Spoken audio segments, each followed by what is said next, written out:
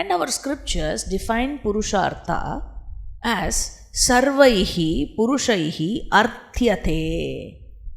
Sarvaihi Purushaihi Arthyate, meaning that which is desired by all human beings. Sarvaihi Purushaihi, by all human beings, Arthyate, that which is desired, sought after. So when you ask a person what he wants, he may say, I want a better job, say for example, or I want to get married, or I want a girlfriend, or whatever. Now, does this person have the same want at all times? No. Next year he will have something different, right? So, these wants are different from person to person, and not only that, it is different from time to time for the same person itself. So, what one wants may be different from person to person, or even for the same person from time to time. But that one wants to be different from what he or she is now is common for all. And that seems to be constant also. Something I want different. Something. Right? So, I have a desire. What is the desire about? I desire a self. I have a desired self in my mind, which according to me is the acceptable self. I want myself to be like that, and only that is acceptable to me. Being whom I can relax. Yes, that is the end of it. This is what I want to do. Buy this, buy that, keep this, save this, invest this, and have all this money, and then retire. Enjoy retired life, something like that. So I have a desired self in my mind as what I want to become. And all these desires I have, Shastra calls it Purushartha. And in every Purushartha, what is there? There is a desire. Desire. There is a desire, there is a desirer also. Who is the desirer?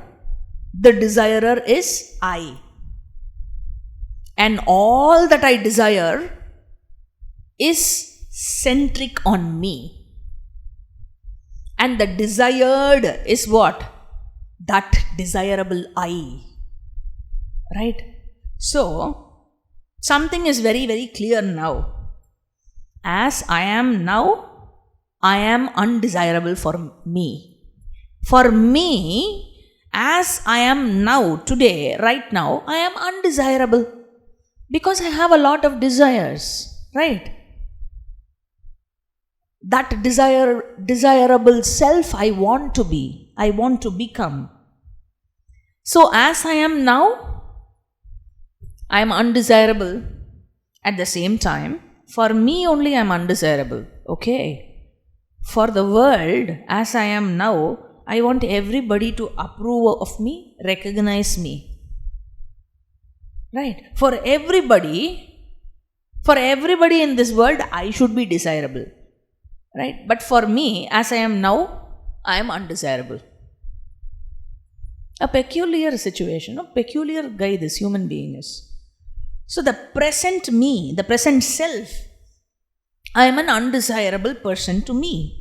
And because of that, I struggle and keep on making attempts to become the desirable person to me. According to me, whatever the desirable person I should be, I envision, I want that, I desire, I want that. And this is exactly called the core human problem. This is the human problem. Where one is frustrated with all this, and he looks at his dog. He may say, had I been a dog, my lot would have been far better. At least I would not have had all these problems. Right? So, I don't like this human life. All these kind of dialogues are spoken when somebody is really, bored with life, or life presses him and he is helpless, not being able to see the desired self he wants to be. This self-disapproval leads to self-hatred. Such a sorry state. So, I want to be the self that is approvable to me. Even if others say you are wonderful, I am not happy. Because I have a long list of all the blanks that I want to fill up. Right? So no amount, and somebody tells you, no, you should not be pessimistic. You have to be positive.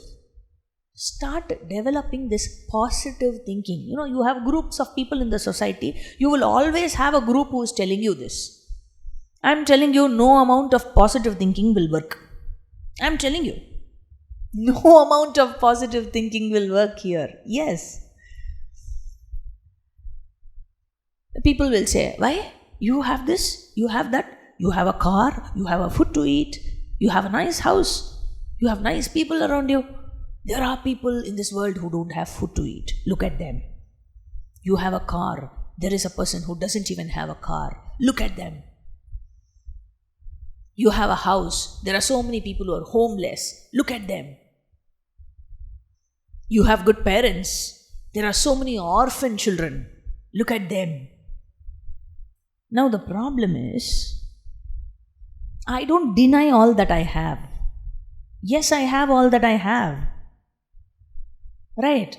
Say if somebody wants to have a thick, black, long hair. Okay? At least a man who wants to have a nice, thick hair. Maybe he feels I could have had a little more hair.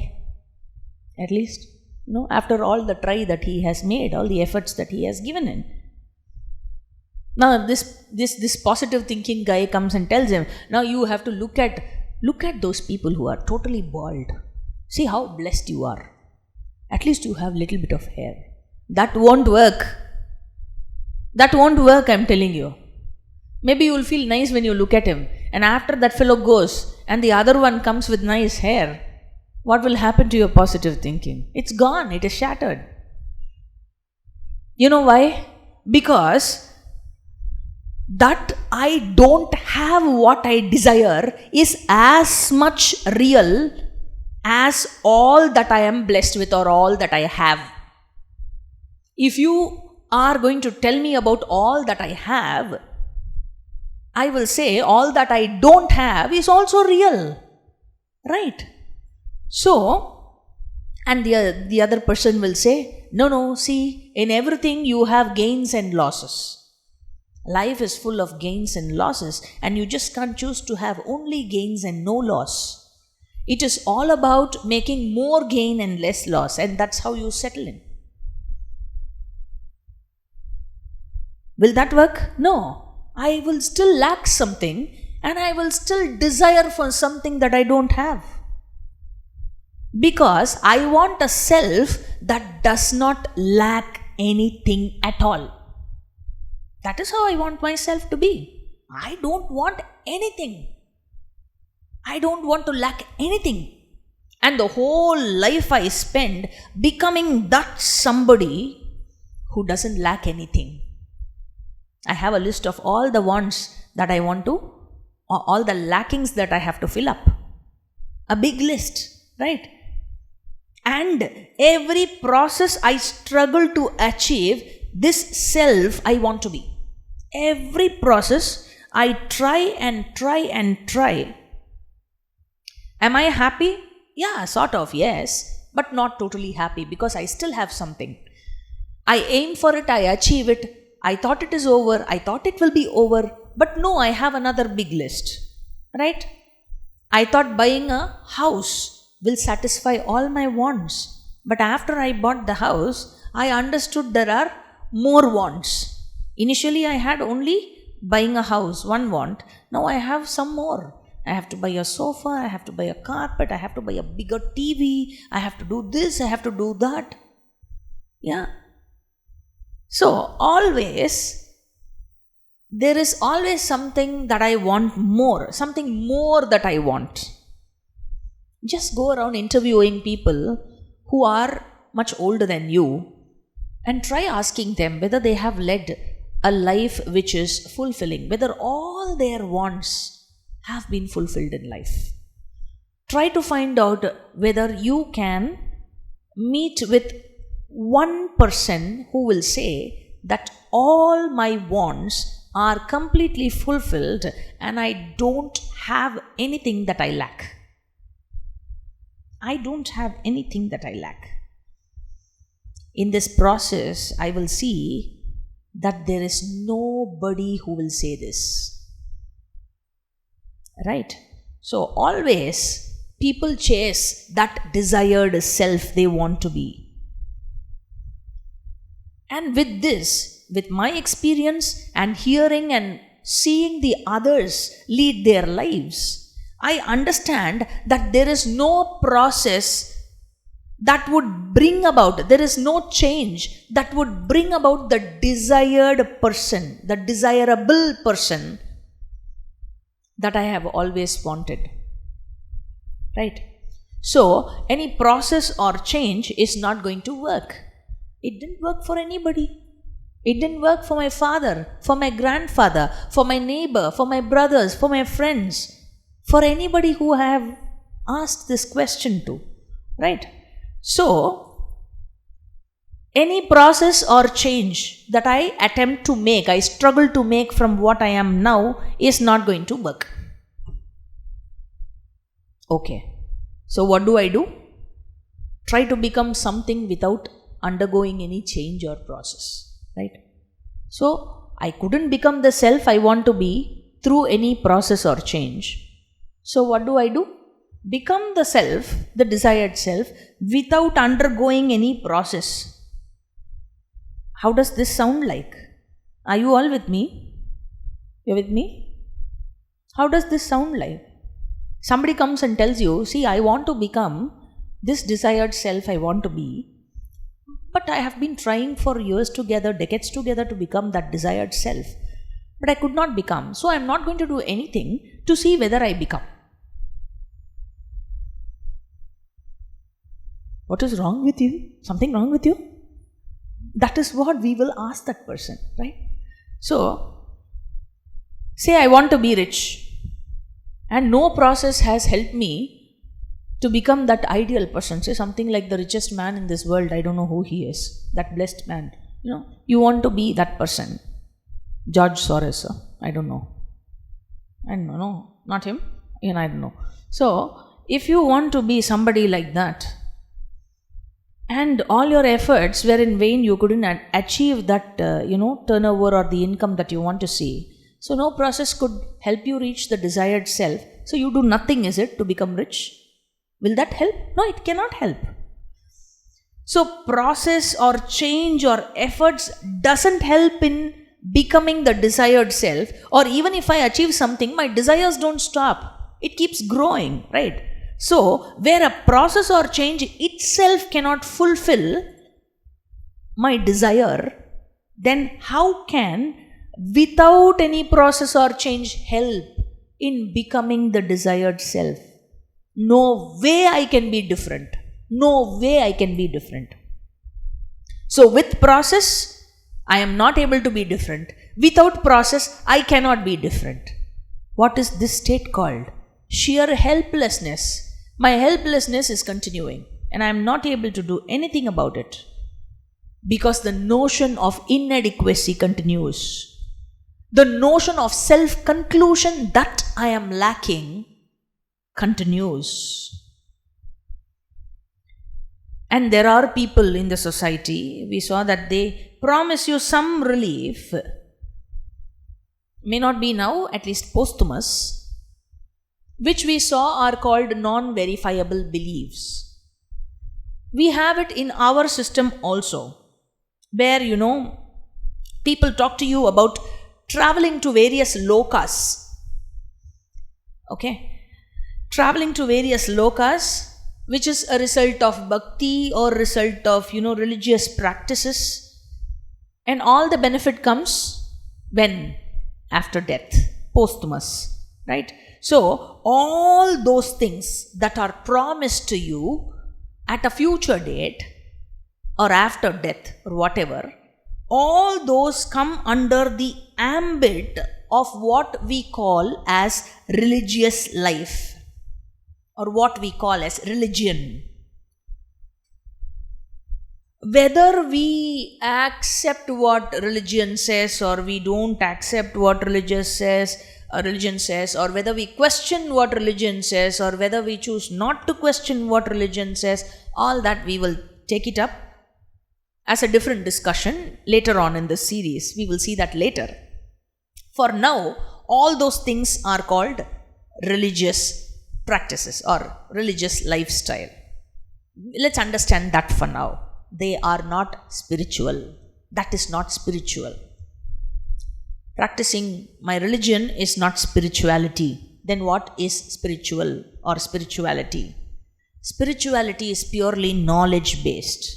What type of knowledge? We saw directly beneficial knowledge. Directly beneficial knowledge, we saw that this is the liberating knowledge. And for this liberating knowledge, our scriptures call this as Atma Vidya or self-knowledge. Because it is directly benefiting, when does the benefit come to you? It is here and now. You get the benefit here and now. It is not a promise for the future. Have you heard of this group called existentialists? They are this pragmatic group, make hay while the sun shines group of people in this society. That group or that person comes and tells you, boss, there is no solution for human problems. Don't ever dream that you can have solution for human problems. And the other one comes and tells you, the solution is there but not here, elsewhere. Okay, you have to do something, follow something, you follow me. Okay, you follow me and later on you go to somewhere else. Now, if all what they say is true, that there is no solution for my human problem, or at least there is no solution for the problem here and now, then I am nailed to all the problems of my life for good. To all the pains of my life. I am stuck with all the pains of my life for good. As much as a prisoner is, with very limited choices available. But suppose the smallness, the notion of smallness, the sense of smallness that I have, the notion of finitude that I have, is something that I have imputed to the self. If this judgment of finitude or inadequacy is not true, if this is not true, suppose this is not true, if this is true, then there is no solution, right? If I am really inadequate, if I am really limited, and problems and suffering is only my lot, then there is no solution. If that is real, there is no solution, right? But if it is something that I have imputed to the self and my judgment is untrue, suppose, say that this judgment is untrue, what if it is untrue? What if it is untrue? Then my judgment about myself is wrong. That I am inadequate, that I am lacking is wrong. Then what becomes the possibility? That I am not small. It means I don't have a problem at all, but all along I have been wrongly mistaking that I have a problem. Doesn't this mean a lot to a person who is suffering in his life from the problem of inadequacy and lacking, from the problem of self-judgment? So in that case, don't you think you should give yourself a fair chance, right? What if the way I have been looking at myself was wrong all along? The way I have been considering or judging myself to be, what if it was wrong? Then shouldn't I take up this pursuit of Shastra studies which is going to reveal the reality to me. Now, we saw that to derive the full benefit of Shastra studies, Vedanta Shastram, one has to go to a guru or a traditional teacher, and self-study is not suggested. Right? Finally, I go to a teacher. The teacher will not say, listen, you have come to a very unique teacher. The teacher will not say that. Okay, the teacher will say, listen, you are actually unique. You are unique. You are great. In fact, you are the only one. Shrinvantu Vishve Amritasya Putraha. Upanishads says. Swami Vivekananda took this vakyam to the United States in his talks. And the problem which you think you have is not real. Where this is revealed to you, what does that mean? I need to inquire whether at all I really have a problem. Right? And the one who tells you that you are unique is not going to promise you any fancy things. Right? That is not required. The teacher does not require to control, or the teacher does not require to manipulate anything. All that the teacher wants to tell you is that, how come you don't see this reality about yourself, which is evident? There's something that you're missing, right? So, that you are free, that you are already free, and in fact, you are the truth of all. This mind-boggling revelation is unfolded by Vedanta Shastra. This is the teaching of Vedanta Shastra. So when I say I am bothered, why are you bothered? This is because of the relationship between I and something which is not the I. You know, something between the I and not the I. That causes the botheration. Because I have not understood three things in this world. Entirely, Vedanta Shastra classifies everything into three.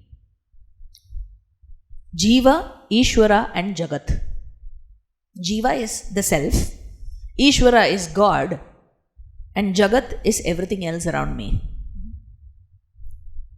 Where once I understand what Jiva is, what Ishvara is, and what Jagat is, the only three things a human being needs to know, and where one is clear about the relationship between the three, this triad, then perhaps nothing can bother you, because there is nothing else other than these three. Vedanta helps you to see the uniqueness of yourself, in fact the singularity of yourself, that you alone are, and that everything else is not different from you. That is your glory, that is your greatness. Vedanta is here to tell you that you are great. You think you are small? No, you are great. And I am telling you, you cannot begin solving your problems without understanding the source of your problems. If you try solving your problem without understanding the source of it, you will never reach the solution for it. And what is the source? The ignorance about the reality of yourself, the truth of yourself, the ignorance about the truth of yourself. All along, I spent my life seeking approval, being dissatisfied. Have I really had the guts to question myself and ask whether am I the person that I think I am?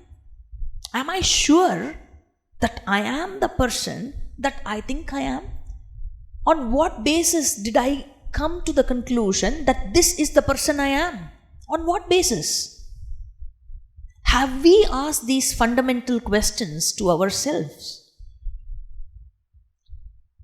an intelligent thinker starts thinking on these lines and gives the benefit of doubt to Guru Shastram. And Vedanta says there is no real problem at all. And when you come to the teacher does not promise you that you will become free or you will be free. What does that mean? If I say you will become rich, it means that you are not rich now.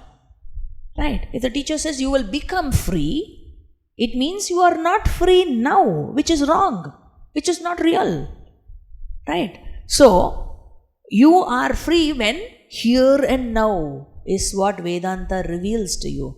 But how do you say that? Here and now? How am I already free?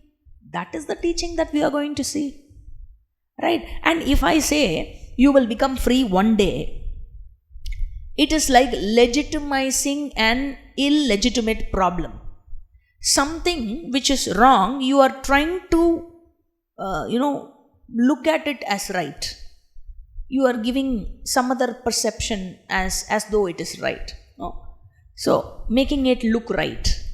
That is not what is to be done. Right? So, I am not going to promise you anything.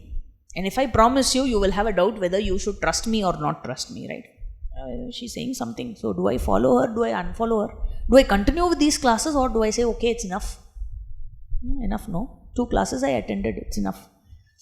So, the truth is that you are already free. You are already free. And we will see that in the teaching, because this is not a promise for the future. This is not a promise for the future. Because we see that the teaching is, I am already free. And we saw that this is a matter of knowledge. When we say this is a matter of knowledge, it means it is not a matter of belief. It is not a matter of belief. And this is the teaching that unfolds the truth of myself to me. And this is, as we saw, is not a matter of belief, it is a matter of knowledge. Then what happens? Now there is a challenge. You have a challenge to understand this, right? Because it is a matter of knowledge. You have a challenge to understand this. And until you understand this, or until you want to understand this, you are stuck to me. Okay? Om Purnamadav Purnamidam Purnat Purnamudachyate Purnasya Purnamadhaya Purnameva Vashishyate Om Shanti Shanti Shantihi Harihi Om Shri Gurubhyo Namaha Harihi Om. So as we saw, this will be a lecture series where we will take up different topics in every class.